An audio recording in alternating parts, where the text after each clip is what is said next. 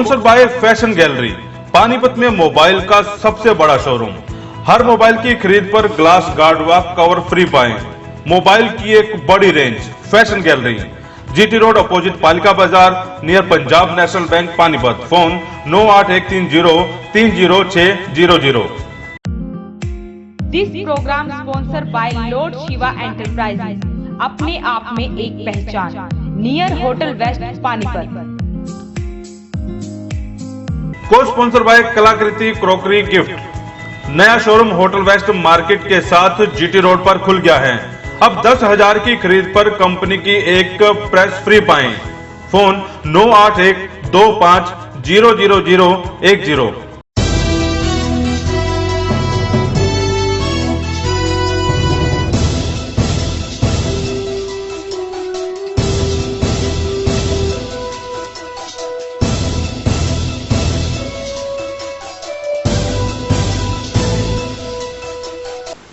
Parking को लेकर विवाद खड़ा हो गया है। हालांकि कल 10 रुपए की जगह 20 रुपए लिए गए थे, उसके बाद से हंगामा शुरू हुआ। शहरवासी इकट्ठे हुए, उपायुक्त ने लताड़ भी लगाई इस मामले को लेकर। लेकिन सबसे बड़ा सवाल है कि पानीपत वासी पार्किंग के पैसे क्यों दे? अपना फ्लाईओवर अपनी जगह, उसके बाद अपनी ही गाड़ी करने के लिए पैसे क्यों दे? टोल टैक्स बनाया गया था, टोल फ्लाईओवर को लोग यूज नहीं करते, पानीपत वासी यूज नहीं करते, उसके बाद 10 रुपए का टोल टैक्स भी वो लोग देने लगे। अब पार्किंग बनाई गई थी, लोगों को उम्मीद थी कि गाड़ियां उनकी सेफ खड़ी होगी, लेकिन उसके बावजूद 10 रुपए उनसे लिए जा रहे हैं। क्यों लिए जा रहे हैं, इसी बात को लेकर पूर्व विधायक बलबीर पालसा जी मेरे साथ हैं, उनसे बातचीत करते हैं।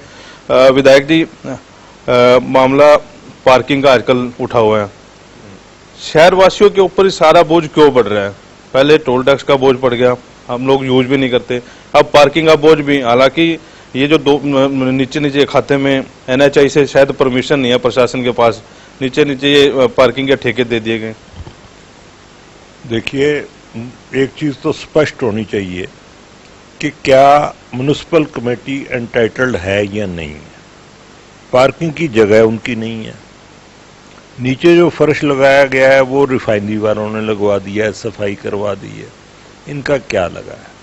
अगर नेशनल हाईवे वाले ये पैसे ले रहे हैं तो लड़ाई उनके साथ है, कमेटी के साथ नहीं। और कमेटी वाले दे रहे हैं तो एंटाइटलमेंट कैसी है? क्या NHIA वालों ने, नेशनल हाईवे अथॉरिटी ने इनको इजाजत दी है कि भाई आप कर लो? वो गवर्नमेंट इंडिया का प्रोजेक्ट है और पहले भी ये सिरे नहीं चढ़ा था मेरे वक्त भी कि उन्होंने परमिशन नहीं दी थी कि भाई हम नहीं कुछ लगाने दो, हमारी चीज है, हम जाने, हमारा काम जाने। अब अगर ये हो गया है तो हमें ये पता होना चाहिए कि एंटाइटलमेंट क्या है, कमेटी कैसे टेंडर कर रही है, कैसे वो लोगों से पैसे वसूल कर रही है।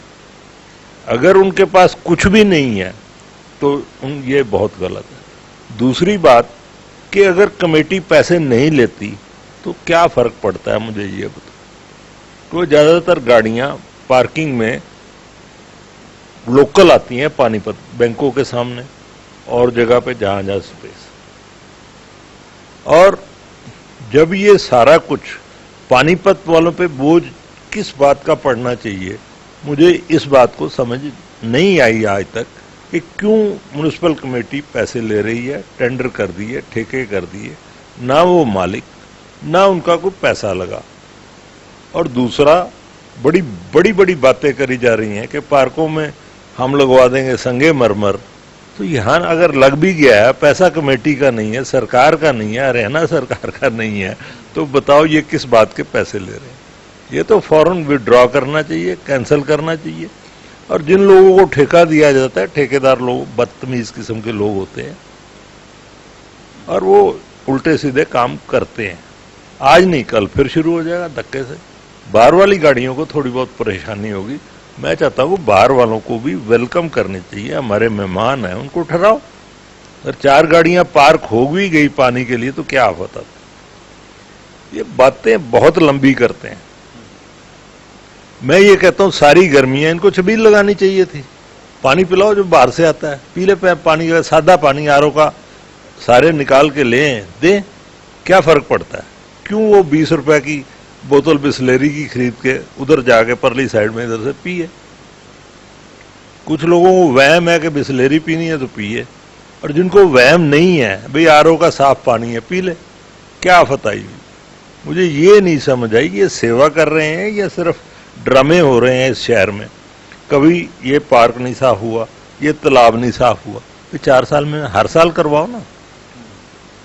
अब कीचड़ भर गया, डूबेगी कॉलोनी, ये करेंगे। मेरे वक्त में क्या होता था, जब बारिश बहुत तेज आई थी, लोगों से पूछो पुराने से, हर कॉलोनी में वहां पे हमने पंपिंग सेट पहुंचाए थे, डीजल वाले डीजल भी देते थे, पंपिंग सेट भी देते थे कि पानी जिधर को जाता है निकाल लो भैया, अपनी मर्जी से करो।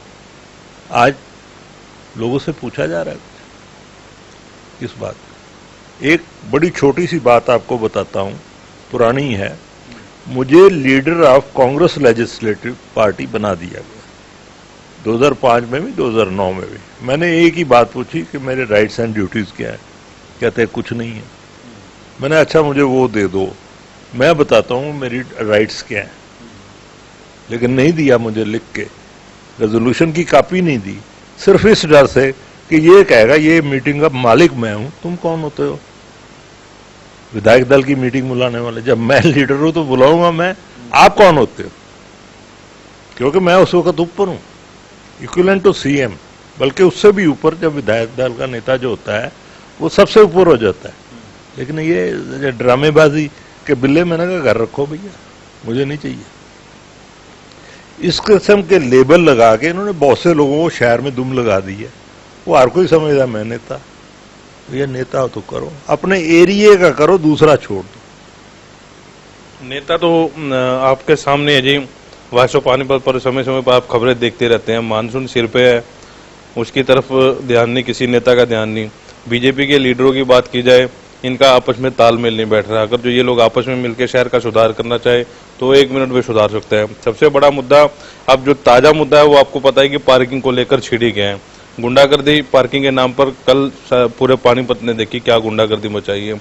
अब बीजेपी के जिला अध्यक्ष को, जो आपके विधायक के पति हैं सुरेंद्र रेवड़ी, वो सलाह देते हैं कि नादान है, वो अपने जो जितने भी समर्थक हैं उन तक ध्यान दें, उनको एकजुट करने की कोशिश करें, मेरे काम में टांग अड़ाने की जरूरत नहीं। उनके ऊपर आरोप ये भी लगे कि 1 करोड़ रुपए के पैकेज की जो है मांग की जा रही थी, जो अशोक नगर वाला मामला है। दूसरा मामला जो फैक्ट्री का है, हैंडफेयर फैक्ट्री का मामला चल रहा है। ये लोग सारे इस चक्करों में उलझे हुए हैं। इन चक्करों में आम पब्लिक तो दुखी हो रही है ना जी। देखो, आम पब्लिक को ये दुखी कर रहे हैं, दुखी हो नहीं रही, इनके तरीके गलत हैं। मैं अकेला 9 साल तक एक कुर्सी पे बैठकर कहीं गया नहीं, अपनी सियासत चलाई है, और जो आता था उसकी तकलीफ दूर करके भेजते थे। ये तकलीफों से भाग रहे हैं, दूर हो रहे हैं,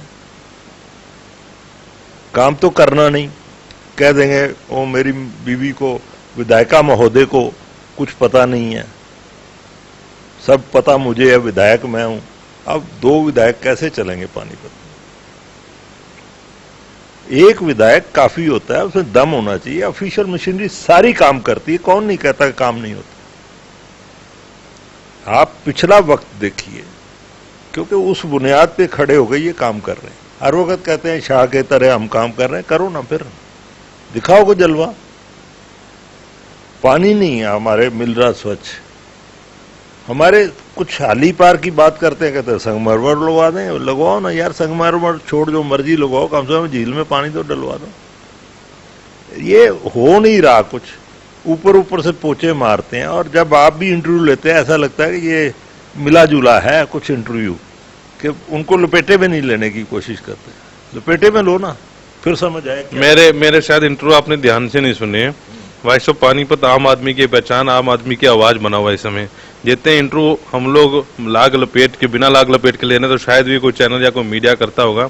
और उसके बावजूद हम जो जनता की है वो सरेआम, चाहे सुरेंद्र रेवड़ी है चाहे बलवीर पाल शाह है, हम उनके सामने रखते हैं। और ये जो शहर के जो मुद्दे चल रहे हैं, जाहिर तौर पर आप ही कह रहे कि 2 विधायक शहर में नहीं चलेंगे। विधायक महोदय तो मीडिया के सामने आना ही नहीं चाह रही। सुरेंद्र रेवड़ी MLA जो है आपकी भाषा में, तो सुरेंद्र रेवड़ी शहर को चला रहे हैं, जैसा कि आप ही कह रहे हैं। देखो, मैं कुछ नहीं कह रहा, ये लोग कह रहे हैं या आप कहते हो कि वो है। उसका इंटरव्यू होता है, उसकी मिसेज का नहीं होता। हम तो 3 साल से ढूंढ रहे हैं सर, अभी भी वो सुरेंद्र रेवड़ी मेरा इंटरव्यू देख रहे हैं, हम फिर दरखास्त लगा रहे हैं। मेरे हर इंटरव्यू में लोग भी कह रहे हैं और स्थानीय नेता जी भी कह रहे हैं कि एक बार विधायक महोदय को सामने तो आने दो। और तो और ये चारों जितने भी विधायिका लगा लीजिए सर, जो चारों ओर हैं, चारों एमएलए हैं, चारों एमएलए, जो बड़ी शर्म की बात यह है कि सरकार की उपलब्धियां गिनाने तक का भी समय नहीं है। किसी ने आज तक 4 साल में प्रेस कॉन्फ्रेंस भी करके नहीं बताई कि हम लोग ये कर रहे हैं। बाइट लेने के लिए, इलेक्ट्रॉनिक मीडिया की बाइट लेने के लिए विधायिका के पास जाते हैं, लेकिन सुरेंद्र रेवड़ी जी बाइट देते हैं। माननीय कृष्ण जो मंत्री हैं यहाँ, कृष्ण पवार जी, उन्होंने भी आज तक प्रेस कॉन्फ्रेंस बुला के कोई बात नहीं की। तीसरे पे आज महिपाल डांडा जी, वो अपने दरबार तो जरूर लगाते हैं, लेकिन उन्होंने भी मीडिया को कभी इंटरटेन नहीं किया। हालांकि काम अच्छा कर रहे हैं वो ग्रामीण में, लेकिन इससे चारों बावजूद भी समझ में नहीं आ रहा है कि विधायिका जो है मीडिया के सामने क्यों नहीं आ रही है। तो आप भी बात रख रहे हैं। देखिए कुलवंत सिंह जी, आपका बहुत धन्यवाद है, आप सारे मुद्दे उठा रहे हैं, इसमें नहीं, मैं तो सिर्फ इंटरव्यू की बात कर रहा हूं कि ये फ्रेंडली मैच नहीं होना चाहिए। मुद्दे तो आपने सारे उठा दिए, मानता हूं, लेकिन फ्रेंडली मैच नहीं कि वो जो कहता जाए और वो वॉश आउट करता जाए और आगे चलता जाए। अरे एक जगह पे उसको पता लगे कि वो बात है। जैसे आप देखो मीडिया में क्वेश्चन होते हैं, इधर देखो टेलीविजन पे देखो, वो हमारी जो है अंजना ओम कश्यप, एक वो हमारी और है श्वेता सिंह, कितनी बढ़िया वो करते हैं, और एंकर हैं इधर हमारे रजत शर्मा जी। तो जब वो बात करते हैं कुछ समझ में आती है कि अगले को लपेटे में लेते हैं। तो एक बात वो कर रहा है, उसका जवाब तो सही दे ले। वो वहां से स्लिप करके संगमरमर लोग आके आगे निकल गया, क्या फायदा, वो फिसलो लोग। मुझे एक बात बता दें, आज बारिश होगी, पार्कों का पानी कैसे निकलेगा? अगर वहां कीचड़ दलदल हो जाती है, लोग कैसे जाएंगे? और अगर वहां मच्छर होता है तो उसका जवाब क्या है इनके पास? उसके लिए क्या इनके पास सॉल्यूशन है कि वो मच्छर पार्कों में ना पले जो घास में पलता है? सिर्फ ये जवाब दे दें कि भैया वो तो काटता तो है, उससे नुकसान नहीं होता। यार सारी रात खुजली से मरेंगे लोग क्या? पानी निकलना चाहिए पार्कों का, जो ज्यादा जरूरी है। कॉलोनियों के लोग, अगर 2 दिन बारिश होती है तो पानी खड़ा नहीं रहना चाहिए, ताकि जल्दी ठीक हो जाए और उसमें लोग जा सके, कीचड़ ना हो। इस समस्या का कोई हल है इनके पास? बताएं मुझे।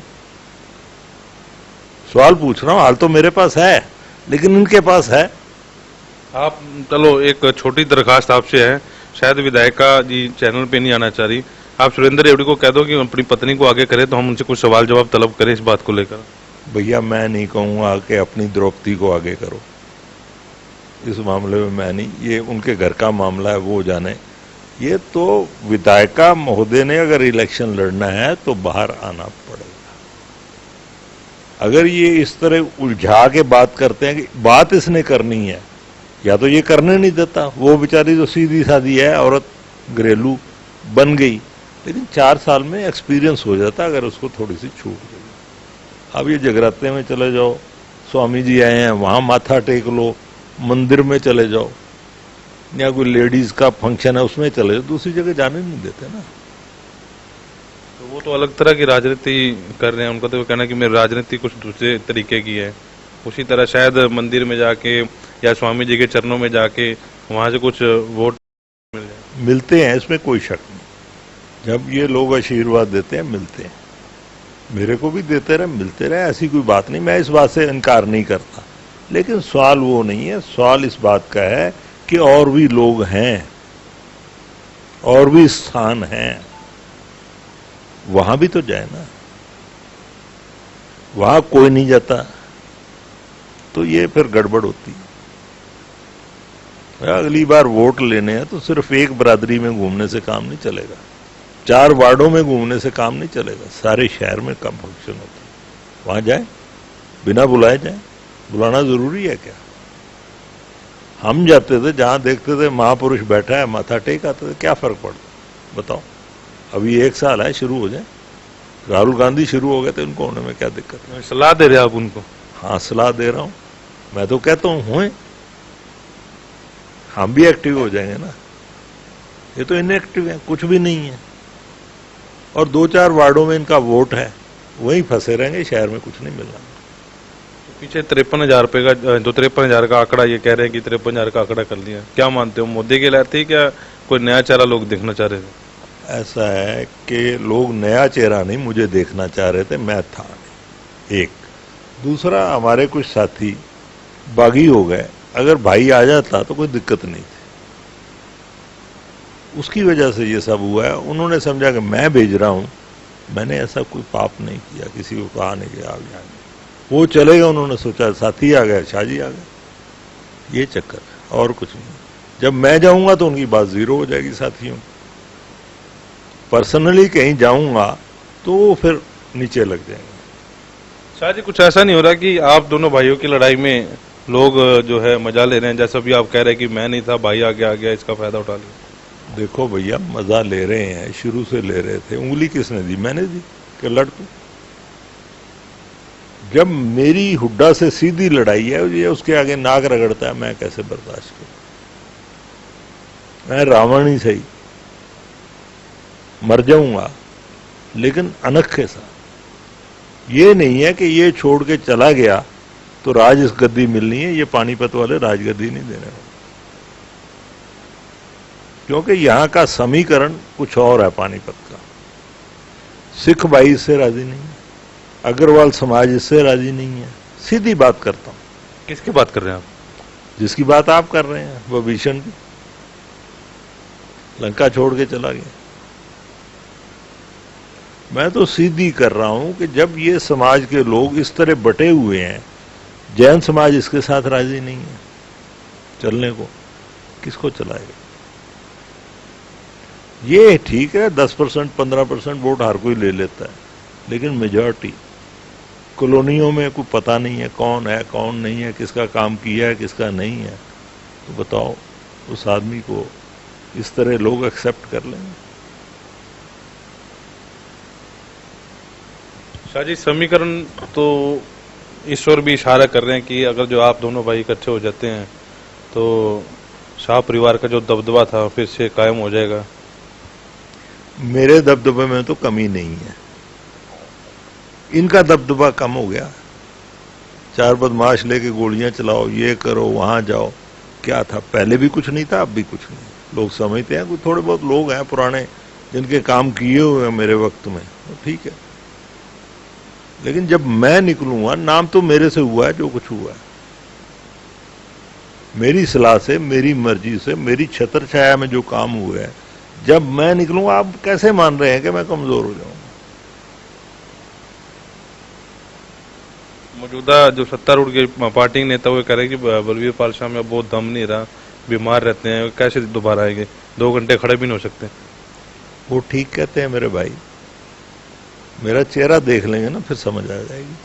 बोल तो सकता हूं ना, तो देख लेंगे खड़े हूं या ना हूं। 9 साल बैठ के किया, 9 साल फिर बैठ के कर दूं। जरूरी है भागना?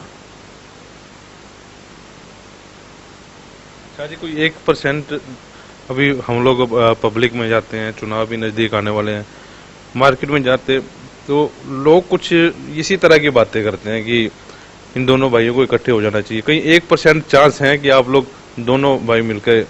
100% चांस है। बड़ा मैं हूं, मेरी गलती बताओ। लोग ये ड्रामे करते हैं इकट्ठे होने, करें ना उसको। चल भाई रांझे, अपनी जगह पे चल, फिर ठीक हो जाए।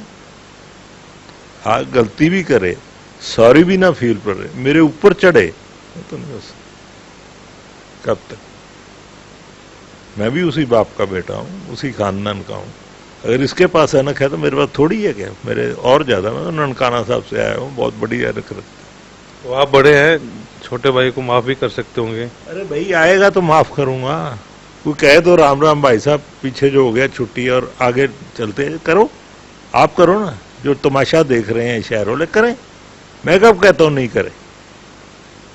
शायद कुछ ऐसे लोग हैं वो ये सोच रहे हैं कि दोनों भाई इकट्ठे ना हो, इकट्ठे हो गए तो काम खराब हो जाएगा। कुछ काम नहीं खराब होता। जो वोट मुझे मिलने हैं, वो मेरा कुछ नहीं बिगाड़ता। ये बात स्पष्ट करता हूं। जो वोट उसकी जेब में है, ऑटोमेटिकली मेरे पास आ जाए। ये सारे बागी हुए प्रधान बने हुए हैं, कैसे, किसकी जिम्मेदारी, क्यों ये सब अलग हो गए जो हमारे साथ। अगर मैं राजनीति में नहीं था तो जिसने संभालना था उसने संभाल लिया, फिर आएंगे। आप चाह रहे हैं कि अगर जो आपके पास आ जाते हैं तो शायद गिले शिकवे दूर हो जाएं। मैं कुछ नहीं चाह रहा, ये तो कुदरत है करवाने वाली। अकल आ जाएगी ठीक है, नहीं आएगी तो मेरे पास तो कोई इलाज है। शायद इससे हटके बात की जाए, अभी शहर में दो मुद्दे उछले हुए हैं। विधायिका जो है रोहिता रेवड़ी जी, वो मंत्री के दरबार में उसने 2 शिकायतें लगाई हैं कब्जे की, एक अशोकनगर का, एक इधर हैंडफेब का। तो पहली बार ये ऐसे हुआ है कि मंत्री के दरबार में विधायिका पहुंची हुई है। दूसरी बात यह है कि कितनी सच्चाई मानते हैं, आरोप लगे हैं सुरेंद्र रेवड़ी पे भी 1 करोड़ रुपए इसने मांगे थे, और दूसरे पे भी कहीं ना कहीं आरोप जो जडेजा, कितना मानते हैं कि आरोप में कितनी सच्चाई है? मैं आरोप की बात नहीं करूंगा, विधायक की शक्ति क्या है उसकी बात करूं। ये कहते हैं ये नाजायज हुआ, ठीक है, कब्जे नाजायज है, ये तो ग्रीवेंसेस में जाने का क्या काम था। 5 मिनट में, 5 मिनट नहीं, थोड़ा सा टाइम देना पड़ेगा। आप तहसीलदार को, तहसीलदार सेल्स को नीचे वो क्या कहते हैं कानू वो है, नीचे पटवारी है, 1 मिनट में नक्शे आ जाएंगे, सच्चाई आपके सामने आ जाएगी, कौन है कौन नहीं है। ग्रीवेंसेस में क्या मतलब, ग्रीवेंसेस में तब है जब कोई सुने ना, आप पे रिकॉर्ड ही नहीं है, सच्चाई नहीं है आपके पास, और आप ग्रीवेंसेस भागे जा रहे हो कि इनको डांट पिलवाओ अफसरों को, और डांट पिलवाओ अपना क्या नाम है उसका जो है लोग। किस बात, पैसे लेने ना लेने से कोई उसका ताल्लुक नहीं है, ताल्लुक इस बात का सच्चाई क्या है। वो कब्जा हुआ अशोकनगर में, रामलीला होती थी, कब्जा करने वाले भी ये, करवाने वाला भी ये, हटवाने वाला भी ये। इनकी पार्टी से बाहर के लोग हैं तो बता दो, है किसी में हिम्मत? जहां वो सड़क का कह रहे हैं, मान लो वो कस्टोडियन की जगह हो तो उसकी एंटाइटलमेंट बनती है जिसका कब्जा है। ये तो पहले देखना चाहिए है क्या। तहसील से सारे कागज मिल जाते हैं, ना मिले ऊपर से आ जाएंगे, बता देंगे किसका है किसका नहीं। अब पीडब्ल्यूडी, एक पुरानी बात सुनाता हूं, जहां ये हमारी बनी हुई है ना, ये जुडिशरी कम्प्लेक्स और दूसरे मिनी सेक्रेटरीट, ये मैं चाहता था क्या है, और बंसीलाल जी डिफेंस मिनिस्टर कहना डिफेंस वालों की है, ये है। मैंने चिट्ठी लिख दी, उन्होंने मना कर दिया। रिकॉर्ड किसी ने देखा नहीं, रिकॉर्ड देखने में पता लगा ये पीडब्ल्यूडी की जगह है और ये बिलोंग करती है सेंटर को। अब पीडब्ल्यूडी एक हरियाणा में है, एक सेंटर में है। अप्रोच हमने गलत कर दिया, जवाब नहीं तो हो सकता है इससे पहले इंप्रूवमेंट ट्रस्ट में चली जाती है। तो ये देखना चाहिए भी रिकॉर्ड क्या है। इसी तरह वेस्ट पेटेंट प्रेस, सारी जगह कस्टोडियन की हम केस लड़ रहे हैं। तो उस वक्त मैं नया था, लेकिन बाद में सीखा बहुत कुछ। और एक टर्म और रह जाता तो वेस्ट पेटेंट प्रेस भी साफ हो जाता। कस्टोडियन की जगह थी, कस्टोडियन वालों ने चिट्ठी लिखी in the nick of time की हमारी जगह है। सर तुम्हारी जगह है तो इन्वॉल्व हो हाई कोर्ट में, जो स्टेटमेंट ये चीज हमारी है 1 दिन में खाली हो जाती। और स्टे का कोई मतलब नहीं होता, जब सेक्शन 4, 6 कर दिया जाता है तो अब पैसे लो और जाओ, जो मालिक है उठा के ले जाएगा। हाई कोर्ट ने स्टे दे दिया, उस चक्कर में पड़ेगा। तो भैया कई बार गलती हो जाती है, मैं तो अपनी गलती साफ मानता हूं, मेरे से ये हुई या मेरे साथियों ने नहीं बताया। जब पता चला सच्चाई का तो उस समय वक्त जा चुका था, सरकार बदल गई। अभी अनिल विज वाला मामला आपने सुना होगा जी, बड़े धाकड़ नेता माने जाते हैं। अनिल विज और एसपी जो है संगीता कालिया, उनका आपस में विवाद चल रहा है। 2 बारी मीटिंग हुई, एसपी नहीं पहुंची। अब विज साहब ये कह रहे हैं कि ये मैं मुख्यमंत्री के सामने ये रखूंगा। क्या मानते हो, अभी भी अफसरशाही हैवी मानने हो या मंत्री अफसर से अपने ऊपर मानते हैं? भाई इनको पता ही नहीं है मंत्री की पावर क्या हो। बेसिकली ये कोई पॉलिटिकल परिवारों से नहीं आए हैं जिनका लंबा समय राजनीति में गुजरा हो, इसलिए ये मार खाते हैं। इसको अपनी चेयरमैन है, जो मर्जी लिख दे, 4 मिनट में सस्पेंड हो जाएगी या क्या, वहीं कर दे, कौन रोकने वाला। लेकिन वो इतना बड़ा कसूर नहीं है जिसके ऊपर ये इतना बड़ा एक्शन लिया जा सके। 100 कारण हो सकते हैं, एसपी बार में इमरजेंसी में जा सकती है, बुला आ रहा है कहीं और, वीआईपी आ रहा है, उसकी ड्यूटी लगी हुई है, वो धक्का थोड़ी है कि एसपी आना जरूरी है। उस एरिया का आ जाएगा, जो भी उसका है ओआई या एएसपी कोई भी आ जाएगा, उसमें कोई ऐसी बात नहीं है। लेकिन इसको मुद्दा बना देना ये गलत। अभी शहर में पुलिस का जो सारा ध्यान है वो चलानों की तरफ है। आप शायद अंदर हैं, लेकिन बाहर लोग, पब्लिक दुखी हो रही है। रामनाथ चौक पे खड़े हो गए, असंध रोड पे खड़े हो गए, कहीं भी खड़े होकर चालान काट रहे हैं। तो अवैध खुर्दे, शराब का नशा, शराब माफिया पानीपत में पल रहा है, उसकी ओर ध्यान नहीं है, सिर्फ चालान की तरफ ध्यान है। इस पर क्या कहना चाहिए? भाई ठेके सरकारी हैं, हर जगह लिखा हुआ है सरकार का ठेका, सरकारी ठेका, उसका क्या कर सकते? माफिया का क्या कर सकते? सरकारी माफिया है तो उसका क्या कर सकते? खुर्दे तो चल रहे हैं जी, अवैध कॉलोनियों में खुर्दे चल रहे हैं, वो मिली भगत से चल रहे होंगे। वो सब चलता है, पहले भी चलता था। मैं एक बात कह रहा हूं कि जब तक ये कहते हैं ना ऊपर नहीं उंगली क्यों करे। मेरे वक्त में कोई नहीं कहता था हमने ऊपर देना है एक पैसा भी, कहता था फटकार उस आदमी को जिसको देना है उसकी भी ऐसी तैसी करता, चाहे चीफ मिनिस्टर हो। मैं तो परवाह नहीं करता था। कुछ दम तो रखे ना। आप इस बात को समझने की कोशिश करें कि हमारे जो नेता लोग हैं इतना डर क्यों बोले, बताएं किसको जा रहा है, क्यों नहीं कर रही सरकार ये काम। आप ये देखिए, मैंने रोज देख रहा हूं, और राणा ओबराय का न्यूज चैनल क्या है, वो वहां से खबर आती है, इतने अधिकारी कर दिए, इतने ट्रांसफर कर दिए, इतने खूंजे लगा दिए। क्या हो रहा है? ट्रांसफर से ठीक हो जाता है आदमी? अरे जहां का गंदा है वहीं पड़े रहने दो, बाकियों को दुखी करते, सारे रहने में फैलाना है क्या? ये बाबे नानक की बाणी नहीं समझते, अच्छे आदमी को ट्रांसफर करो, गंदे को करो। जब समझ आ जाएगी तो सब ठीक हो जाएगा। ओवरऑल क्या एक्सपीरियंस है जी सरकार के प्रति? आपका क्या एक्सपीरियंस है? बड़ा लंबा चौड़ा इतिहास भी रहा है आपका, विधायक रहे हैं, कांग्रेस में सक्रिय नेता रहे हैं। ओवरऑल कैसे चल रही है जी पार्टी? देखो, खट्टर साहब के बारे में जो कुछ सुनता हूं, ईमानदार है, इसमें कोई शक नहीं। लेकिन वो बंधे हुए हैं, एडमिनिस्ट्रेशन चारों तरफ जिससे घिरे हुए हैं, उनको कोई रास्ता ठीक सा नहीं दे रही। या तो इतने दागड़ों निकलें, पब्लिक से ओपनली मिलें, और फिर पता लगेगा तकलीफ कहाँ है। जब मिलना मुश्किल है उस वक्त बहुत मुश्किल है। कौन बताएगा अपनी तकलीफें? मैं कहता हूं कोई ऑफिसर है, कहता है व्हाट्सएप कर दो। व्हाट्सएप किस बात का? 2 मिनट की बात नहीं, उठाओ फोन और सुनो। व्हाट्सएप देखो शाम को, उतनी देर में काम हो जाएगा, ठीक है। इमरजेंसी की बात होती है। मैं बात कर रहा हूं, आम आदमी करे तो समझ में आती भी है।